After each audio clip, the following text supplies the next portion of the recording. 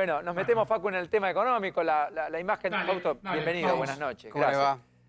El acuerdo es el más exitoso de la historia, eso en Sí. términos de adhesión. Sí. Veamos el resultado después, será cuestión que la historia contará. Pero en adhesión es el de más alta adhesión. Sí, ayudó muchísimo. Primero, a ver, pensé que es un acuerdo con una oferta bastante realista, en primer lugar. Y en segundo lugar, hay una cosa que creo que se va a analizar muchísimo en el futuro, que son las cláusulas de acción colectiva que tenían estos bonos que se canjearon. Este acuerdo y el de Ecuador tenían los dos, el de Argentina y los bonos ecuatorianos tienen los dos esas cláusulas de acción colectiva, que básicamente lo que te dicen es, vos tenés un bono argentino, si el 70, 66, depende del bono, pero Correcto. de los acreedores acepta, tu bono se canjea igual. Quieras o no quieras. Correcto. Era lo que llaman cláusulas antibuitres también. Y por otra parte, la otra particularidad de este canje con respecto al 2005 es que acá los acreedores eran pocos. Acá no tenías miles de jubilados italianos. No sé estaban cuánto. tan atomizados. Tenías que arreglar con 5 o 6 fondos, que es lo que pasó. Los 5 o 6 fondos te dijeron, ok, con esos 5 o 6 fondos llegabas muy fácil al 65-66% de canje de deuda y eso forzaba a todos los demás a entrar. Y la otra variable clave fue que los que no entraban a hoy, los que entraban hasta hoy, se les pagaba todo lo que se había Se ofrecido. les reconocían intereses. Se les además. reconocían intereses corridos, o sea, los intereses desde el que entró en default hasta ahora, ¿no? Si no, no. Entonces, en esas condiciones, con una oferta razonable que los principales acreedores aceptaron, sabiendo que los principales acreedores aceptaron, sobre eso tenés la cláusula de acción colectiva, o sea que si vos no entraste, medio que te canjean igual, a la larga te van a canjear igual. Claro, los únicos que quedaron, perdón, y ya te dejo, Facu, son un pedacito de bono par, bono emitidos par. en euros, que son unos 600 millones de dólares, que no gustó la oferta argentina, por eso se habla del 93,5, que termina siendo el 99%. Ese 1% es porque este bono no tuvo el nivel de adhesión de más de 2/3 partes y en consecuencia no entraron. ¿Está bien? Exactamente. Hay una serie, que es un bono, no se llegó al 66% de nada, ese quedó afuera. Y ahí, a ver, la verdad que tampoco es muy grave, hasta te diría que no es muy grave si se sigue pagando, porque ese bono par es prácticamente igual al bono por el que se quiere canjear. Uno de los problemas que había con los bonos pares es que no cambiaba mucho la oferta, ni siquiera Argentina, porque son bonos muy largos y se iban a pagar recién dentro de... Entonces, para el gobierno tampoco le complica. Si decide pagar ese bono par en euro... Son 25 palos de intereses. Sí, 25 millones de dólares, perdón. Que y hablé no casi. te creas que a la larga le cambiaba mucho contra lo que le tiene que pagar si entran al canje, ¿no? Por esa particularidad. Así que eso salió muy bien. Facu. Facu. A ver, Fausto, a ver, con eso saliendo bien, me agarro un poco de esa última frase. ¿Cómo crees que tiene que encarar económicamente el gobierno los próximos 3 meses? Ni siquiera te pregunto digo, ¿qué es lo que debiera venir? Hablan de 60 medidas. Digo, ya tenés esa base armada del canje hecho en forma correcta o si se quiere efectiva o positiva. Y ahora, para adelante, ¿qué hay en términos económicos?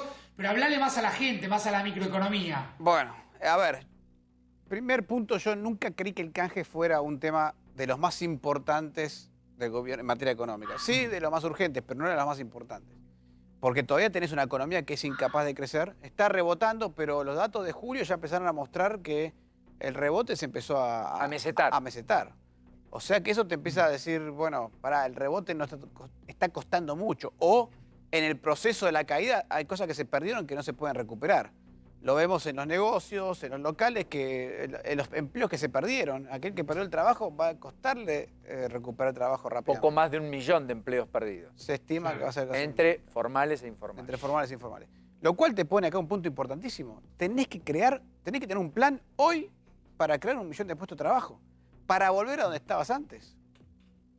Y eso es un punto importantísimo. Crear 1 millón de puestos de trabajo de acá a 1 año, año y medio, requiere un programa económico muy pro empleo, porque si no vas a seguir gastando en IFES, en renta básica y en programas de esas características, que lo único que van a hacer es ampliar el déficit fiscal.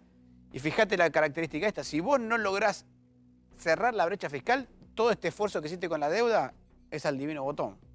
¿No? Porque si no cerrás el déficit fiscal, después no puedes pagar la deuda entre 4 o 5 años cuando tengas que empezar a pagarla de nuevo. Entonces, Claro, claro. Me parece que el primer punto es empezar a pensar cómo haces un programa para facilitar la creación de puestos de trabajo. Muy bien. La Baña ahí presentó una idea que para mí es muy buena, en general, que es la de que se copien del sistema que usa el sector de la construcción.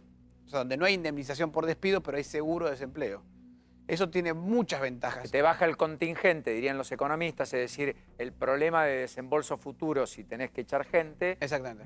si te va mal, pero al mismo tiempo le da garantías al trabajador porque tiene un seguro de desempleo que lo va a cubrir si se queda desocupado. Exactamente. El sistema Claro, es muy beneficioso, digo, para los dos, para el trabajador y para el empleador. ¿Por qué?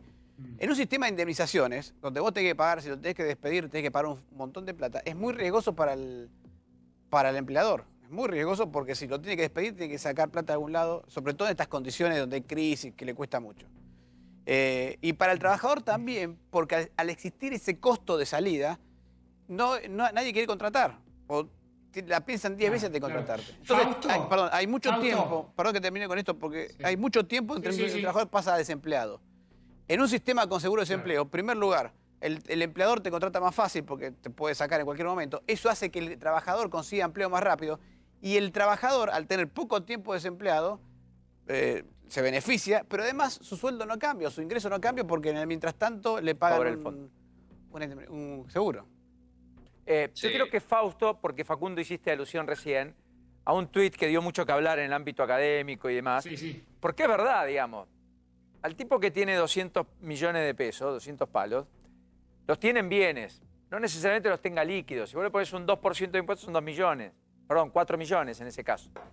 Si tiene, no necesariamente los tenga, y los tenga que sacar de algún lugar, sobre impuestos que ya paga, por otra parte, porque está grabada esa riqueza, paga bienes personales, paga otros impuestos. ¿Me contás lo que describiste en el tuit que dio tanto que hablar?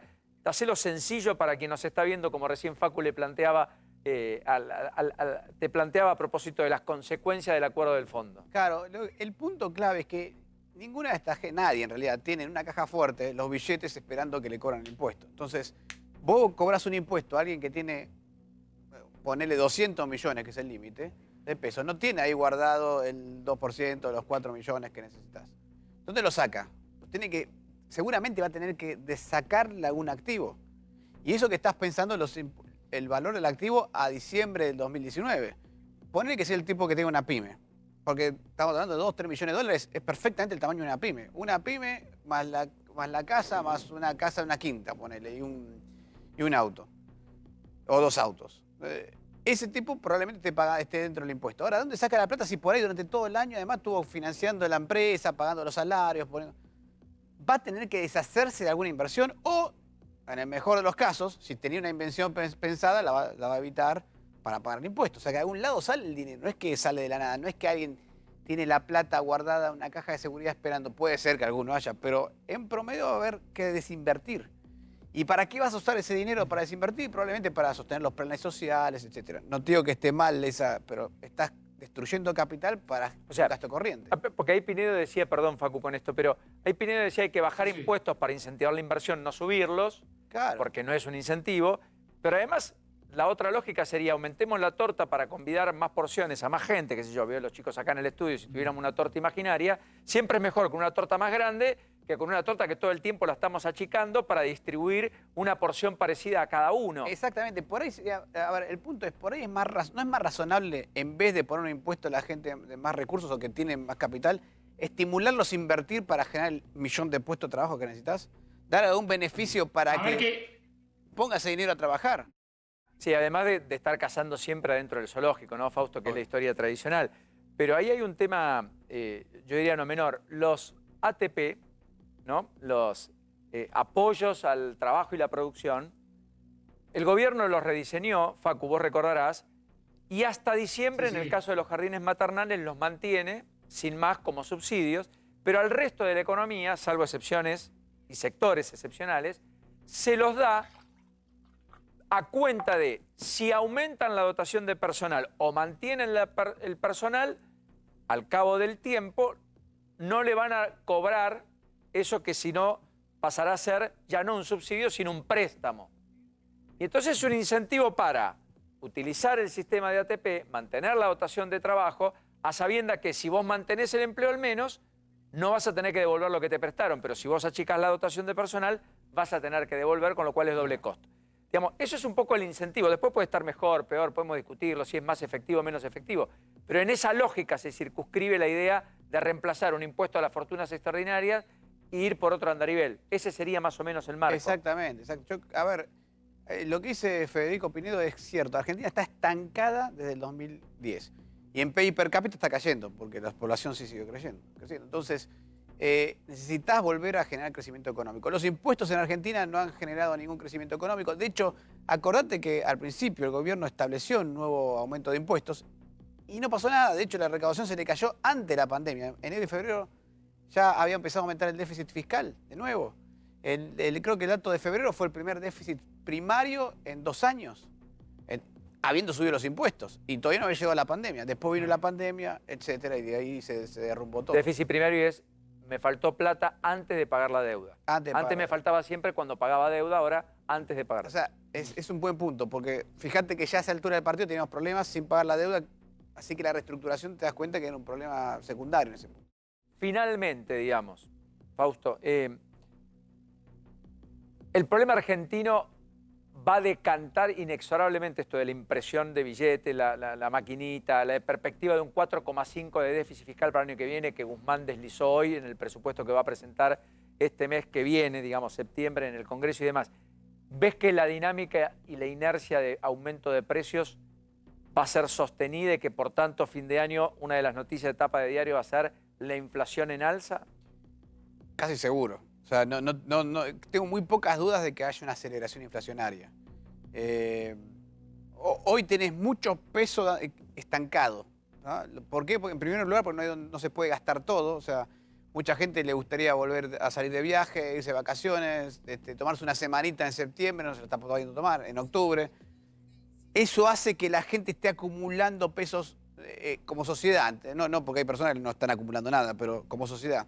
Y lo ves, por ejemplo, en algunos indicadores como crecimiento de depósitos, crecimiento de fondos comunes de inversión, en el volumen de pesos que se está manejando. En algún momento, ese volumen de pesos va a volver al consumo, así sea el día de la vacuna, no sé en qué momento, o a medida que se vaya abriendo. Pero cuando todo ese volumen de pesos vuelva al consumo, te vas a encontrar con que tenés muchos pesos tratando de acceder a bienes que no van a estar. Y bienes y servicios, ¿no? Y eso va a generar un proceso inflacionario importante. De hecho, perdón, no lo digo yo, si uno mira el relevamiento de expectativas de mercado del Banco Central, están esperando de aquí a 12 meses 52% de inflación. Esto es casi 12 puntos más de inflación de lo que tenés hoy. Fausto, gracias. Lo despedimos, Facu. Lo liberamos al hombre que ha hecho Fausto, gracias, la un abrazo. patriada Gracias a los de acompañarnos. Gracias, Fausto.